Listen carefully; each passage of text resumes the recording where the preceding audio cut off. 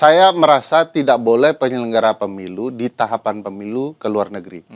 Kalau konsepnya studi banding, apa yang mau dibandingkan? Wong harusnya perbandingan itu dilakukan sebelum.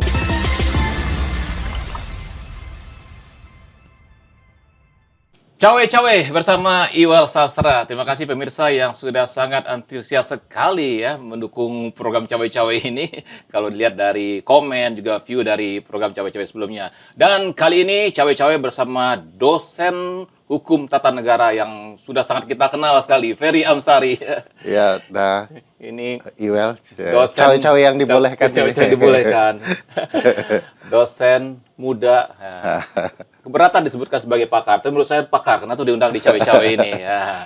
Bukan hanya pakar hukum tata negara, tapi saya anggap juga ini bisa jadi pakar untuk menduga-duga apakah ada muncul kecurangan nanti. Enggak, jadi gini.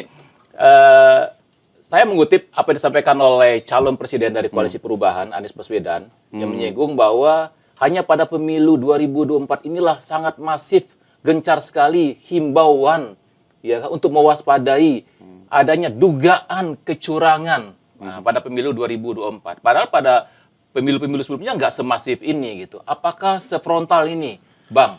Sampai dugaan-dugaan kecurangan ini sudah mulai muncul gitu. Apakah memang sefrontal ini gitu? Ya, kalau dilihat dari berbagai peristiwa yang terjadi ya, nuansa sangat terbuka, frontal ya, dalam melakukan kecurangan itu agak lebih terasa memang dibandingkan pemilu sebelumnya. Bahkan ini ada beberapa aparat negara, aparat pemerintahan, penyelenggara pemerintahan di tingkat terendah yang kemudian dilibatkan dan mau melibatkan diri. Jadi orang mau menunjukkan dirinya, dia terlibat melakukan kecurangan dan melanggar ketentuan penyelenggaraan pemilu. Itu kayaknya memang pemilu kali ini dan jumlahnya cukup masif ya. Bahkan sebelum tahapan berlangsung. Ini menarik nih soal aparat ini, ngikuti juga kan ada kepala desa kumpul-kumpul gitu. Ini Bang kalau saya baca undang-undangnya pasal 280 itu kalau nggak salah. Undang-undang nomor 7 tahun 2017, undang-undang pemilu itu kepala desa, perangkat desa, itu pemusyawaratan desa itu katanya nggak boleh itu secara terang-terangan ataupun diam-diam menjadi tim sukses atau terlibat langsung gitu dalam pemilu gitu. Ya kalau misalnya aparat penyelenggara pemerintahan satuan terendah yaitu kepala desa dan aparat desa ini tidak terlalu baca undang-undang pemilu, meskinya mereka membaca undang-undang desa kan, Undang-Undang 6 2014. Di dalam undang-undang desa juga dilarang. Kalau di dalam undang-undang pemilu mungkin mereka tidak bersentuhan dengan konsepnya, di undang-undang desa juga dilarang pasal 29, pasal 30. Jadi bagi mereka yang merupakan struktur pemerintahan desa yang terlibat, terutama kepala desa, itu sudah bisa diberikan peringatan keras untuk tidak terlibat kepada ruang-ruang kepemiluan. Kalau di undang-undang pemilu bahkan sanksinya bisa pidana. Jadi apa yang terjadi beberapa waktu belakangan ini sebenarnya sudah bisa dikenakan undang-undang desa dan undang-undang pemilu. Nah, cuman kan memang sekali lagi karena ini terlalu frontal ya. Dan kalau kita lihat beberapa waktu yang lalu jauh sebelum tahapan sampai mendekati menjelang masa kampanye ini, kepala desa sudah diperintahkan kumpul dan memberikan dukungan tertentu kepada figur-figur tertentu.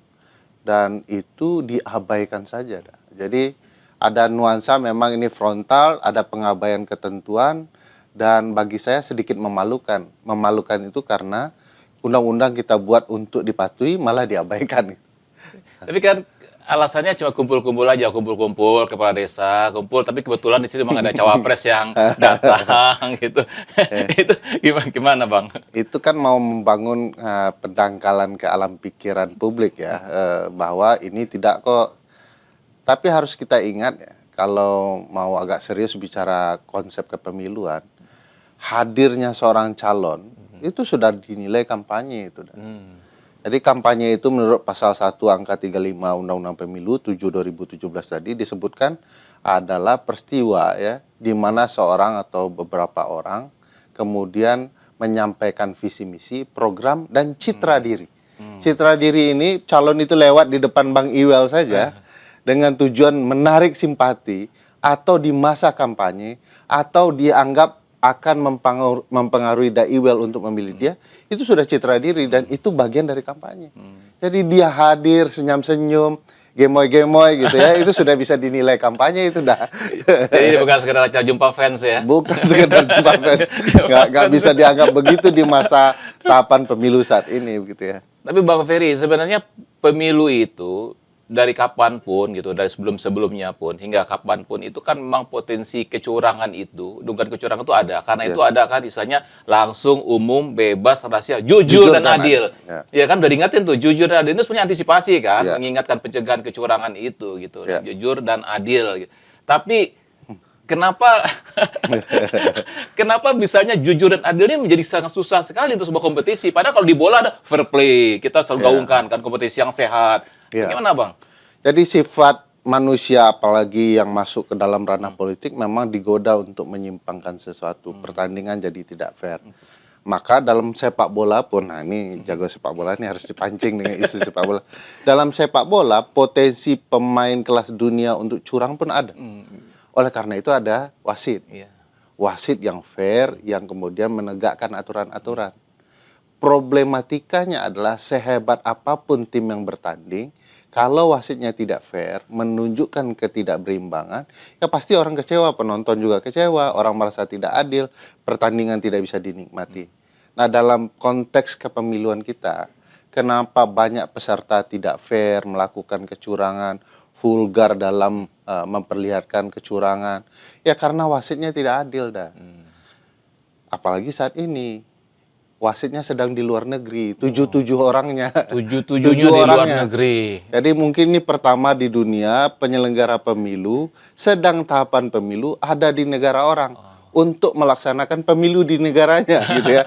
Nah, termasuk juga Badan Pengawas Pemilu. Badan Pengawas Pemilu tidak punya desk khusus pelaporan untuk yang diduga sebagai kecurangan. Bagaimana publik mau melapor ke wasit-wasitnya kalau kemudian mereka sendiri tidak mempersiapkan diri, tidak berniat sungguh-sungguh untuk menegakkan azas pemilu tadi, langsung umum, bebas, rahasia, jujur dan adil di ketentuan konstitusi kita pasal 22E itu. Jadi ini memang sudah terbuka ya, tidak serius dalam menegakkan pemilu ya karena memang wasitnya tidak fair dan dilibatkan aparat yang memiliki berbagai kekuasaan dan itu berbahaya bagi pemilu kita.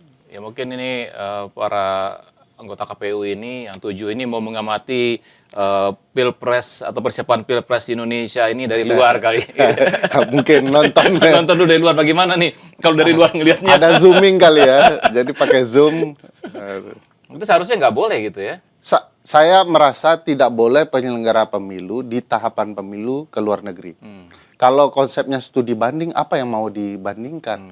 Wong harusnya perbandingan itu dilakukan sebelum tahapan atau setelah pemilu untuk memperbaiki atau mengevaluasi. Nah ini sedang tahapan berlangsung, kecurangan sedang terjadi di mana-mana. Mereka ketujuh-tujuhnya. Jadi agak tidak menenggang rasa kata orang Melayu ya. Bahwa ini pemilu sedang berlangsung, mestinya mereka ada di lokasi dan memastikan penyelenggaraan betul-betul baik. Atau mungkin lagi studi banding mencari negara mana yang sekarang ini juga ada pernah gitu. Curangnya juga sedang berlangsung ya. Aduh. Atau negara mana yang ada calon wakil presiden itu adalah anak presiden yang masih berkuasa. Mungkin supaya ini. Sudah ada Duterte, tapi kan sudah lewat itu pemilu.